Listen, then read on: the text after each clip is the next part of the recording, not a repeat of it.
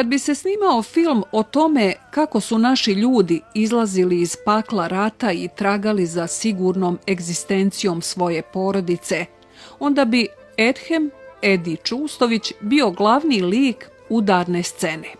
U gepeku automobila, kao sedmogodišnjak, izvučen je iz Bosne i Hercegovine sa djedom. Djed ga je ostavio na granici sa Švicarskom, gdje ga je sačekao otac. Ostalo je dio istorije. Završio sam u Švicarskoj kod roditelja. Živjeli smo tu 3,5 godine u izbjeglištvu, u jednoj maloj prostoriji 3x3, možda čak i manja, sve 4 članova porodice. Kao i ostali u izbjeglištvu, bilo jako teško, roditelji nisu mogli raditi svoj posao, naravno, nisu mogli voziti auto, nisu mogli raditi bilo šta, ono što je u tom trenutku potrebno. Mi smo išli u školu, ja i brat smo naravno tu bili relativno, da kažem, integrisani u tom društvu, jer smo brzo naučili njemački jezik, brzo smo stekli prijateljstva, ali sam vidio kod roditelja određenu patnju, gledao sam kako posmatraju dešavanja u Bosni i Hercegovini na televiziji. Za jednu mladu osobu to je jako kompleksna tematika koja zaista nije baš jednostavna da se shvati, ali svemu smo shvatili da ne možemo se vratiti u Bosnu i Hercegovinu, da se tamo neki rat dešava i mi smo se onda morali snalaziti u tom trenutku. Znači tu je krenuo naš, kažem, preduzetnički neki put. Ja i brat smo skontali da djeca koja su inače iz Švicarske imaju, kažem, određene patike, određene dresove, fudbalske, košarkaške, da žive neki kvalitetni život, a da nama to nije bilo omogućeno. Zaista smo živjeli onako vrlo skromno, ako mogu reći, u tim uvjetima, ali smo brzo skontali da postoji način da jedna mlada osoba može da sebi priušti nešto i posmatrali smo kako se odvijaju stvari u Švicarskoj. Jednu stvar smo zaključili, recimo da su jako aktivni u recikliranju i primijetili smo da oni nagrađuju to recikliranje davajući po 50 ovih rapen ili 1 franak, zavisi koja je veličina boce, za povratak tih boca. I mi smo vrlo brzo skontali da mi možemo i kroz roditelje nagovarati ih da kupe određene boce koje bi mi kasnije mogli vraćati.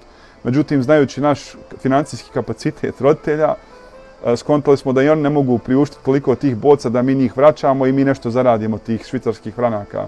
Pa smo onda od komšije do komšije, tu tih Švicaraca, uzimali te boce i reciklirali ih tom malom, kažem, prodavnici Migros koja još uvijek postoji u Švicarskoj.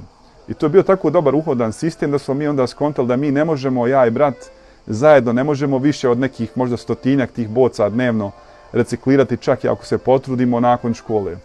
Ali za svu sreću tu je bilo jako puno drugih izbjeglica koji su dolazili iz različitih zemalja svijeta, uključujući, da kažemo, Albaniju, područja Kosova, Srbije, Hrvatske i drugih zemalja.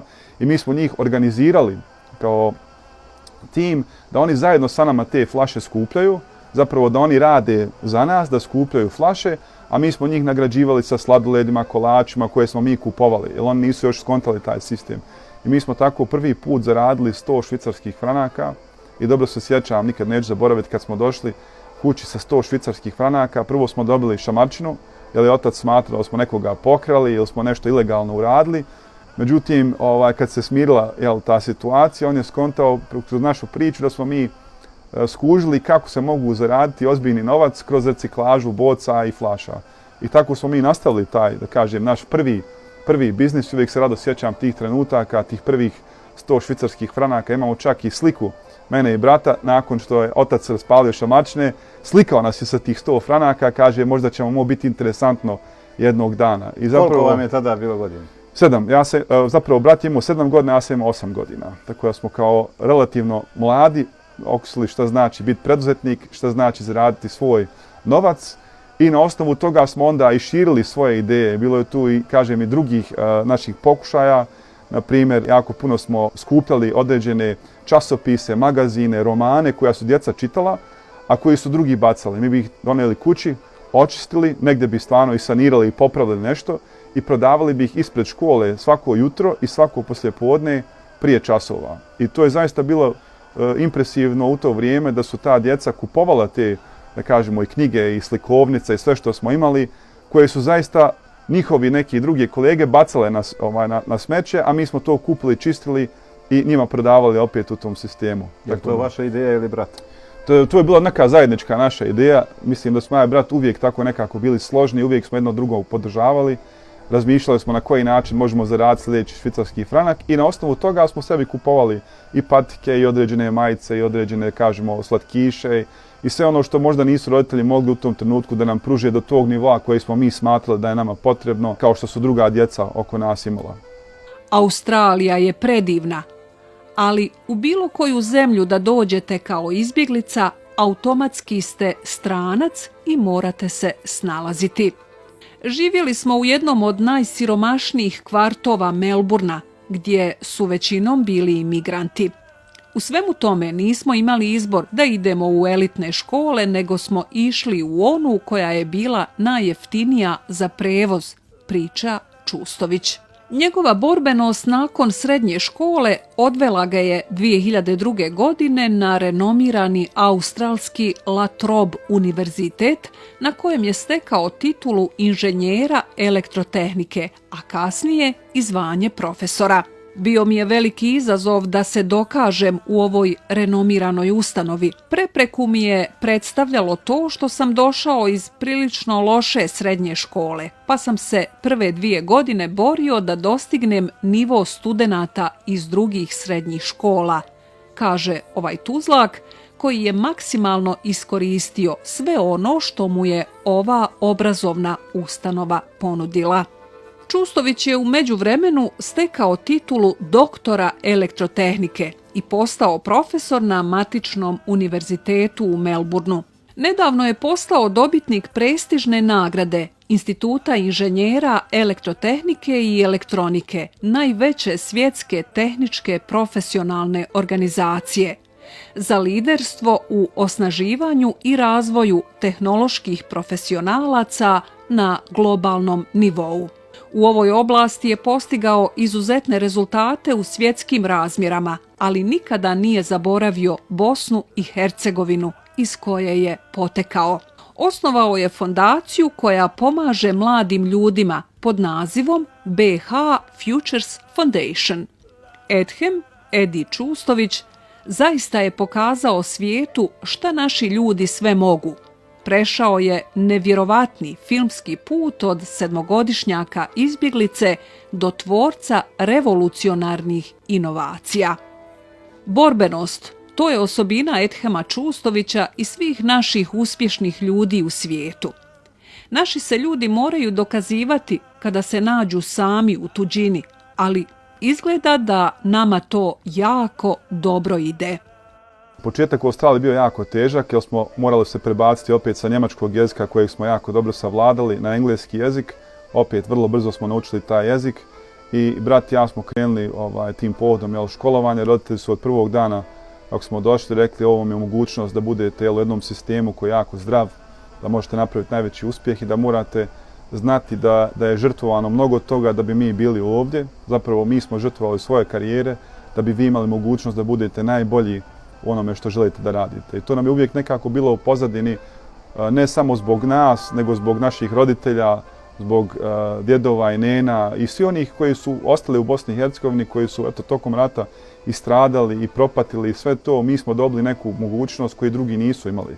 I to nam je uvijek bio, da kažem, motiv da mi moramo biti najbolji, da se moramo boriti, da se moramo dokazati, da moramo raditi 5 ili 10 puta više nego što radi prosječni državljanin Australije da bi nas pogledali sa, kažem, nekim pozitivnim aspektom. Ja sam na univerzitetu kao profesor, već 15 godina radim na univerzitetu, nekih 11 godina kao mladi profesor, više nisam toliko mlad, ali eto rećemo da sam jednom bio mlad, sve u kontekstu toga.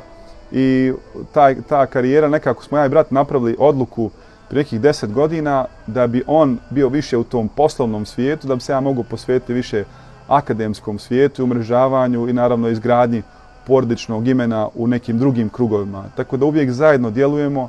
Moj brat Rešad i ja, ne samo da smo braća, mi smo najbolji prijatelji i poslovni partneri u svemu što radimo. Mislim da upravo ta odluka ranije u karijeri da ćemo se posvetiti u različitim pravcima, a opet imati tu simbiozu oko koje možemo zajedno da djelujemo, jer me jako, jako puno pomogla. Jer možda bi bili, ajmo reći, financijski bogatiji, ali duševno možda ne bi bili bogatiji, jer smo se oba dvojca posvetili samo tom komercijalnom svijetu. Tako da i danas dan to nastavlja svojim putem, radimo na vrlo sličan način. To nas je dovelo da 2016. godine, 15. godine pokrenemo jednu fondaciju, Fondacija budućnosti u Bosni i Hercegovini, ili na engleskom Bosnia i Hercegovina Futures Foundation, koja za cilj je imala uvijek da pružimo mladim ljudima u Bosni i Hercegovini sve ono što smo mi imali zahvaljujući tom ekosistemu u kojem smo odrasli u Australiji i na kraju kroz moja silna putovanja širom svijeta i poslovnih prilika spoznali smo šta je potrebno mladim ljudima da budu najbolja verzija sebe. I odlučili smo da u 30. godini se bavimo filantropijom jer smo smatrali da svaki čovjek, nebitno koliko ima godina, koliko novca, koliko iskustva, može pomoći drugom čovjeku. I vodili smo se tim principom da možemo inspirisati druge mlade ljude, ne samo da kažemo u tom globalnoj zajednici, već i u Bosni i Hercegovini, da odvoje jedan dio svog vremena, jedan dio svog novca, jedan dio svog znanja, svoje mreže, kako bi pomogli drugima, da napravimo koheziju u našoj zajednici i da to stručno znanje koje smo pokupili širom svijeta na jedan način prenesemo na ove ljude koji su ovdje i naravno da se uvežemo na svjetskom nivou. Upravo ovo što vi radite i kroz vašu emisiju, to povezivanje ljudi, stvaranje kontakata, zapravo rađa rezultate, ljudi investiraju, ljudi imaju drugačiju percepciju u Bosni i Hercegovini kada im predstavite ovu grupu ljudi i ovu grupu ljudi. Znači, mi imamo sjajne ambasadore širom svijeta i mi njih zapravo okupljamo oko te ideje. Znači, fondacija, inkubator, akcelerator ljudskog potencijala. Mi nismo klasična fondacija koja vam daje samo stipendiju, idite studirajte, već dajemo i to i dajemo vam naravno i mentorstvo i putovanja na konferencije i projekte na koje možete raditi i ono najbitnije, povezujemo sa ostatkom naše globalne zajednice. Ne koristim specifično ovdje riječ dijaspora, jer smatram da je riječ dijaspora izlizana do nivoa gdje sad ima negativnu konotaciju. Znači imamo različiti način razmišljanja o dijaspori. Ja to zovem naša globalna bosansko-hercegovačka zajednica. Mi živimo i radimo u drugim zemljama, ali Bosna i Hercegovina je uvijek magnet i nekako taj nukleus našeg društva. Jer bez nje mi smo izgubljeni u svijetu, ona nas uvijek nekako priziva da dođemo ovdje, da ulažemo ovdje, jer ovdje je naše korijene, ovdje su naši djedovi, pradedovi koji su zaista davali sve od sebe da stvore neki dobar ambijent u kojem ćemo živjeti. Tako da... Koliko su mladi zainteresovani za saradnju sa vašom fondacijom? Jako su zainteresovani. Mi u ovom trenutku imamo veliki broj mladih ljudi širom Bosne i Hercegovine koji su uključeni u naše različite programe. Studente koje stipendiramo, studenti koji učestvuju u našim konferencijama, koji učestvuju u našim programima preduzetništva, istraživanja, razvoja liderstva. Znači, stvorili smo jednu ogromnu organizaciju koja ima preko 10.000, da kažemo, članova ili djelatnika koji daju svoj doprinos. U ovom trenutku oni mlađi uzimaju više nego što daju. Neki čak i daju više nego što uzimaju, jer su tako aktivni kao volonteri. Učimo ih ne samo o tome da mogu biti najbolja verzija sebe ovdje u Bosni i Hercegovini, već šta znači uzeti onoliko koliko je potrebno. U principu, uzmi samo ono što ti je u ovom trenutku potrebno, jer samo zato što možeš ne znači da moraš. I to je nešto što je jako, jako bitno objasniti ljudima, jer ako ste vrlo sposobni i snalažljivi, vi možete uzeti mnogo više nego što vam je potrebno. A svaki put kada uzimate, nekome drugome uskraćujete tu priliku. Tako da fondacija ne samo da uči mlade ljude o tehničkim vještinama, o liderstvu, o načinu djelovanja, uči ih o zdravom patriotizmu, uči ih o zdravom životu, uči ih šta znači pripadati jednoj globalnoj zajednici koja djeluje u koheziji za dobrobit bosansko-hercegovačkog čovjeka. To je zapravo u duši naše fondacije i mi to zaista živimo svakodnevno. Svako od nas volontira stotine i stotine sati svake godine. Imamo veliki broj i donatora u Bosni i Hercegovini i van Bosne i Hercegovine i zapravo i radimo i sa privredom i sa akademskom zajednicom, a najviše zbog fokusa, zbog tih mladih ljudi. Želimo da znaju da postoji neka lijepa budućnost za njih, čak i u Bosni i Hercegovini, koja se kroz medije uvijek provlači u negativnom kontekstu, za razliku od vaše emisije koja u najsvjetlijem kontekstu objašnjava šta su naši ljudi postigli, ne samo van Bosne i Hercegovine, nego ovdje u Bosni i Hercegovini. Nedavno je grupa mladih studenata bilo na velikom kongresu u Berlinu. Tako je, mi svake godine, kao što sam spomenuo, šaljemo naše studente na različite konferencije u svijetu. Posjetili smo preko 20, ja mislim, zemalja svijeta, nekada pošaljemo 2, 3, nekada 10. Evo, ove godine 10, prošle godine 20 studenata smo poslali na VR Developers konferenciju. To je zapravo konferencija softverskih inženjera, developera, najveća u Europi. I ono što je interesantno možda vašim gledalcima jeste da pokretač te konferencije, Sead Ahmetović, još jedan Bosanac Hercegovac koji je napravio globalnu priču i koji vraća, da kažem, i daje Bosni i Hercegovini na način da pruža besplatne kotizacije mladima u Bosni i Hercegovini da dođu na takav globalni skup. Ono što mi u partnerstvu sa njihovom organizacijom radimo, oni obezbeđuju te kotizacije, mi plaćamo letove, smještaj i tako dalje. I napravo smo jednu jako lijepu priču gdje mladi ljudi zaista, da kažemo, na početku svojih karijera, sa 18-19 godina, znači nisu još ne završili svoje fakultete, dolaze u kontakt sa najboljima u svijetu. I Bosancima i Hercegovcima i onima iz drugih zemalja. I vi možete zamisliti kad ulažete u mladog čovjeka na taj način, u tim godinama, oni će za 4-5 godina biti ne samo dobri inženjeri, on će biti svjetske face koje imaju kontakte, koje znaju kako poslovati, znaju kako komunicirati sa svjetskim tržištem.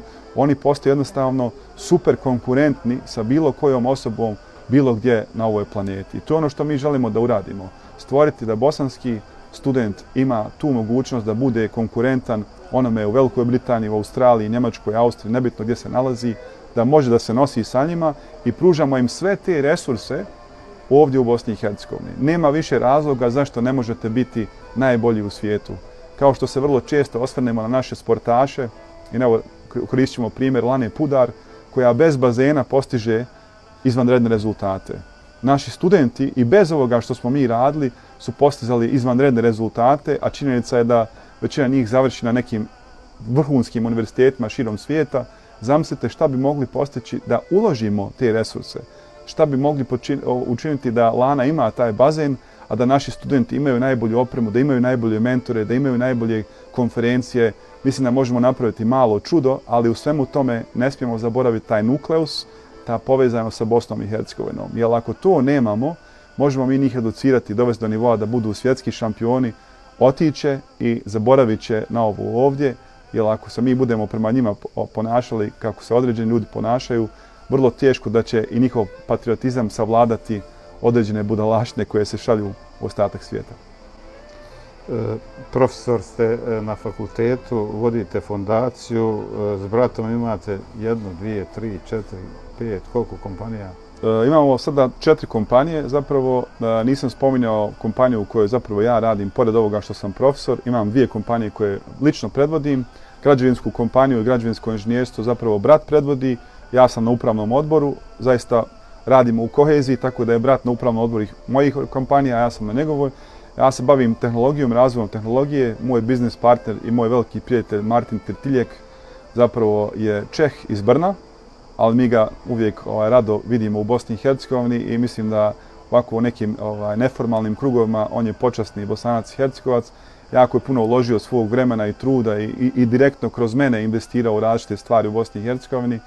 Mi razvijamo tehnologiju, zapravo optoelektroniku koja se koristi u biologiji, u poljoprivredi i drugim oblastima koje se bave biljkama i algama i tako dalje.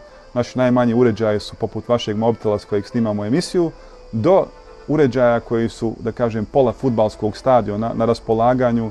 80%, da kažem, top 100 univerziteta u svijetu koriste našu opremu.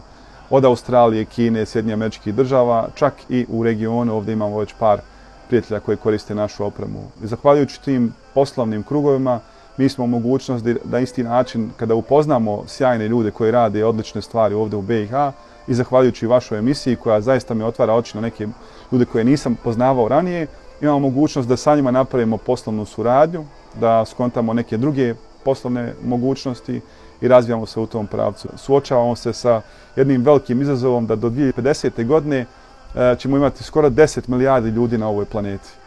Znači sa tom populacijom, sa ovim trenutnim procesima na koje mi djelujemo, što se tiče ishrane, vode i energetskih izazova, mi nećemo opstati kao čovječanstvo. Tako da ovi problemi s kojima se mi suočavamo u našem regionu, u Bosni i Hercegovini, su mala maca za sprem ovoga što dolazi. I zato sam odlučio da jedan dio svoje karijere posvetim u razvoju tehnologije koje unapređuju i poljoprivredu i ishranu i energetski sektor kako bi osigurali svoju budućnost ne samo ovdje nego u čitavom svijetu. Bosna i Hercegovina je prelijepa zemlja, ljudi su nevjerovatno ljubazni i profesionalni i toga se mora više plasirati u javnosti. Možda neki moj, da kažem, izazov za sve nas, Bosance i Hercegovce u ostatku svijeta i u Bosni i Hercegovini, da budemo ambasadori, da što više predstavljamo te pozitivne stvari. Ova politika koja nas guši svakodnevno može se staviti na stranu. Te pozitivne priče će itekako privući veliki broj ljudi koji će ovdje dolaziti, unositi neku promjenu, investirati i zato moramo biti jako, jako aktivni, ne samo u društvenim mrežama, već u svojim profesionalnim krugovima da budemo najbolji ambasadori svoje domovine. Putujete po svijetu, na tim putovanjima sreli ste i neke poznate ličnosti. Imali ste zanimljiv susret sa predsjednikom Amerike Bill Clintonom.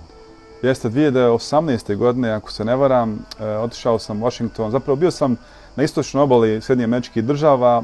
Jako puno sam putovao u tom periodu, negdje od 2015. 2019. godine.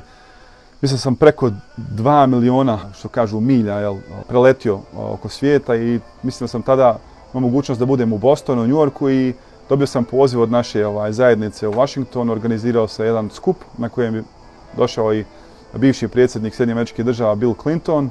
I naravno ja sam tu odlučio da se pojavim.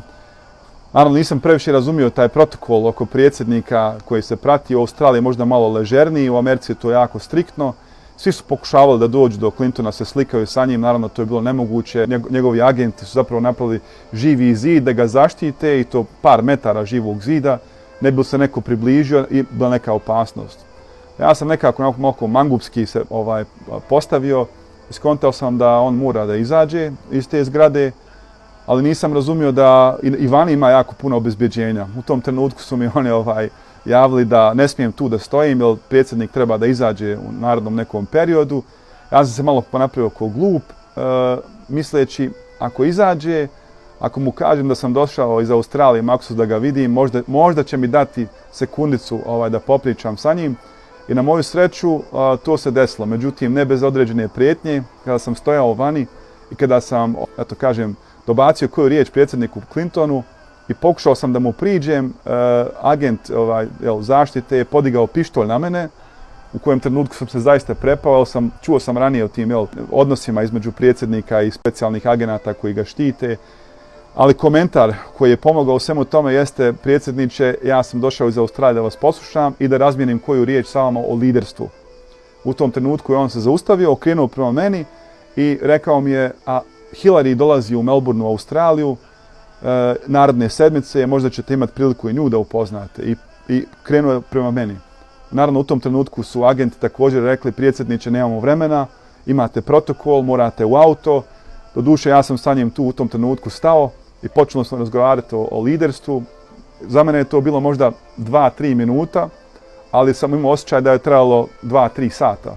Jer kada imate mogućnost sa nekim predsjednikom da razmijenite koju riječ, morate biti jako pametni o čemu ćete razgovarati. Mene je zaista interesovalo kako on posmatra svoje odluke danas u kontekstu Bosne i Hercegovine i da li smatra da je pravio odluke kako treba u to vrijeme. Na što je on se nasmijao i rekao: jako kompleksna tema, jako kompleksno pitanje, ali ukratko, što je čovjek stariji, to je zreliji, to je iskusniji, ima mogućnost da napravi refleksiju i da bude iskren prema sebi gdje je pravio greške, a gdje je zapravo u tom trenutku donio odluku sa onim s čime je raspolagao. I između redova mi je objasnio da mnoge odluke koje su pravili nisu bile ispravne i da su mogli ranije djelovati, ali da sada u kontekstu to je mnogo lakše analizirati nego tada. Zatim sam naravno zamolio da se uslikamo i opet je potegnut pištolj. Ja sam digao ruku da zagrlim predsjednika Clintona, ali naravno ti ljudi koji su bili tu su smatrali to opet nekom vrstom prijetnje. On je njima naravno opet rukom da se smire. Slikali smo se, taj slika danas dan stoji u mojoj kancelariji. Mnogi ljudi se pitaju da li je prava ili nešto što je photoshopirano, ali zaista imali smo priliku da ga upoznamo. Jedno onako da kažem interesantno iskustvo i mnoge sam ljude tako upoznao kroz priču, ali eto to je nekako bila ličnost koja je možda najveća koju sam upoznao u svom životu, s kojom sam imao mogućnost da razmijenim 3-4 rečenice o liderstvu. Koji su vam naredni planovi? Naredni planovi, evo ja sam već narednih, mjesec dana opet po terenu Bosni i Hercegovini, ali u narednom periodu se planiram što više posvetiti Bosni i Hercegovini. Sve što radim u poslovnom svijetu, akademskom svijetu, naučno-istraživačke radove koje pišemo, projekte na kojima radimo, koje su od velike značajnosti za čovečanstvo, su opet meni nekako u drugom planu. moram to reći, biti iskren, iako moji možda prijatelji, akademici s kojima radim i poslovni partneri, možda im to neće biti drago da čuju. Meni je Bosna i Hercegovina trenutno prioritet. Ovo je za mene možda najveći izazov. Uvijek je bio najveći izazov, ali kako sam stariji i zreliji i u većoj mogućnost da posvetim više vremena, vidim da je to jedan izazov, životni izazov, ne samo za mene, nego za mnoge moje kolege, da moramo posvetiti jedan dobar dio svog života, žrtvovat se, nažalost moram reći žrtvovat se, jer svi imamo lijep život van Bosne i Hercegovine, ali da bi naša domovina opstala, da bi naša domovina bila prosperitetna, moramo se žrtvovati, ne samo naši roditelji koji su već žrtvovali, već i ova generacija koja dolazi i oni koji su rođeni van Bosne i Hercegovine i koji su možda druga i treća generacija, moraju se dati više, moraju više posvetiti svog znanja, ali ne individualno. Moramo djelovati u koheziji, moramo djelovati zajednički. Jer jedna osoba jako teško će postići neki značajan rezultat, koliko god se vi posvetili, koliko god vi investirali, bez tog udruženja nema napretka. Pored toga, naravno, planiram se više provoditi vremena u Bosni i Hercegovini. Evo, u zadnjih 7 godina sam povećavao broj dana, pa onda broj mjeseci i u ovom periodu provodim 6 mjeseci u Bosni i Hercegovini, 6 u Australiji. Za razliku od mojih prijatelja koji žive u Austriji, Sloveniji i Njemačkoj, bez ureda, mnogo je lakše doći iz Njemačke i Austrije u Bosni i Hercegovinu, čak i ako ste super zauzeti, nego iz Australije. Tako da mi je možda to najveća prepreka da ne mogu doći preko vikenda, ali što kažu za neki praznik, tek tako, ali sigurno u narednom periodu planiram i živjeti određen period u Bosni i Hercegovini. Ja mislim da je možda neki omjer od 8 mjeseci u Bosni i Hercegovini, 4 u Australiji adekvatan u ovom periodu, sa planom da u nekoj bliskoj budućnosti budem permanentno u Bosni i Hercegovini, kao što su moje kolege to i određene uradile, prebacili svoje biznise, prebacili svoje porodice i započeli jedan novi, ali rećemo stari život. Vratili su se tamo na svoju djedovinu i sada djeluju iz Bosne i Hercegovine prema ostatku svijeta. Pogotovo za nas koji smo u digitalnom svijetu, koji razvijaju tehnologiju, za nas zaista nema tih prepreka, jer neki su već probili taj led, neki su već skontali kako u ovom sistemu biti uspješan i zahvaljujući njima ohrabrili su ljude i poput mene i mojih kolega da razmišljamo o toj temi. Neću da kažem povratak, jer ja iskreno smatram da nisam nikada i otišao. Jedan dio je mene uvijek ostao ovdje, iako sam sa 7 godina napustio Bosnu i Hercegovinu. Mislim da su roditelji usadili prave vrijednosti i želju da imamo tu, da kažem, taj afinitet prema onome što radimo i da zapravo djelovanje prema Bosni i Hercegovini postaje jedan stup u našem životu, kao i sve ostale stvari koje radimo da bi bili uspješni i da bi bili najbolji ambasadori svoje domovine.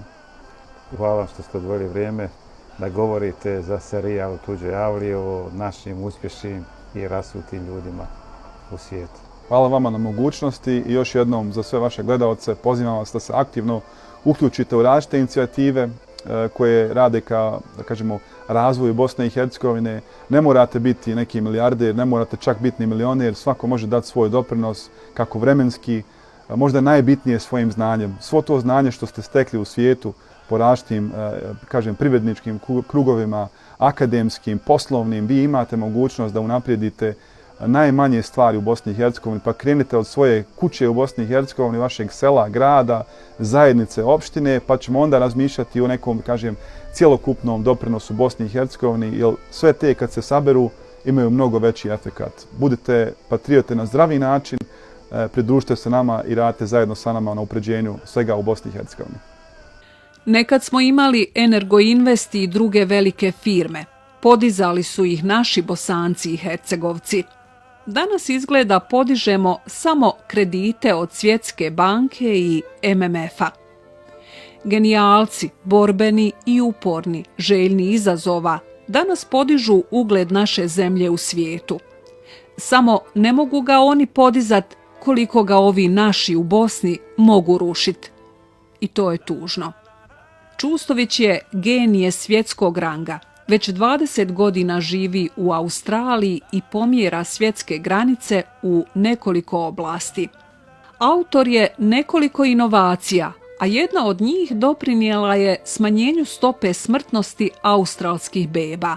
Životni put Edhema Čustovića skupa sa njegovom porodicom 1991. godine prvo ga je odveo u Švicarsku, a potom i u daleku Australiju, gdje danas niže uspjehe. S njegovom rečenicom, koja najviše govori o našim ljudima i o bosansko-hercegovačkoj dijaspori, započinjemo i završit ćemo ovu emisiju. Tek smo počeli. Pokazat ćemo svijetu šta ljudi iz Bosne i Hercegovine mogu sve postići, rekao je Čustović.